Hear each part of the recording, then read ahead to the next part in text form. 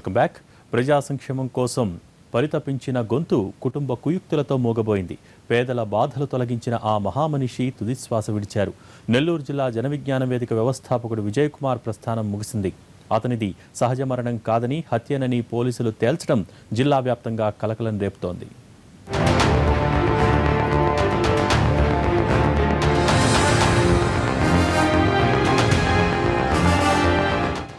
నెల్లూరు జిల్లాకు చెందిన విజయ్ కుమార్ తన సేవలతో ప్రజల గుండెల్లో చెరగని ముద్ర వేసుకున్నాడు. కమ్యూనిస్టు నేతగా, జనవిజ్ఞాన వేదిక వ్యవస్థాపకుడిగా ఎనలేని సేవ చేశాడు. అనేక ఉద్యమాలతో ప్రజలను చైతన్యపరిచాడు. 2 దశాబ్దాల పాటు ప్రజా వైద్యశాలలో వైద్యుడిగా సేవలందించాడు.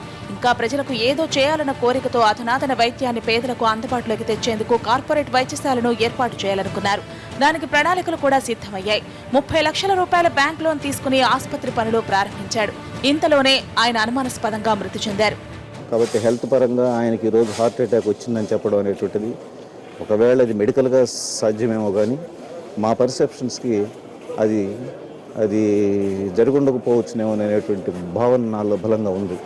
హాస్పిటల్ నుంచి ఎప్పటిలాగే పొదలకూరు రోడ్లోని ఇంటికి వెళ్లారు విజయ్ కుమార్. ఉదయం తలుపు తెరిచి చూసేసరికి బెడ్రూమ్లో పడిపోయి ఉన్నారు. హార్ట్అటాక్తో చనిపోయాడని అంతా అనుకున్నారు. శరీరంపై గాయాలు ఉండటంతో జనవిజ్ఞాన వేదిక నాయకులు పోలీసులకు ఫిర్యాదు చేశారు.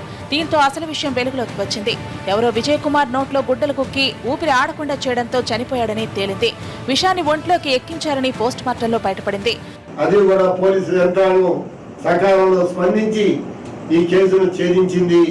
ఇటువంటి దుర్మార్గులు, ఇటువంటి రాక్షసులు మానవ జాతిలో జన్మిస్తారా అని సభ్య సమాజం సిగ్గుపడే విధంగా తన కుటుంబ సభ్యులు వ్యవహరించడం చాలా శోచనీయం. కేసులు ప్రతిష్టాత్మకంగా తీసుకున్న ఖాకీలు వేగంగా విచారణ ప్రారంభించారు. విజయ్ కుమార్ హత్యకు కొడుకు సుందర్, కూతురు లెనీనా, ఆమె భర్త హత్య చేసినట్టు తెలిసింది.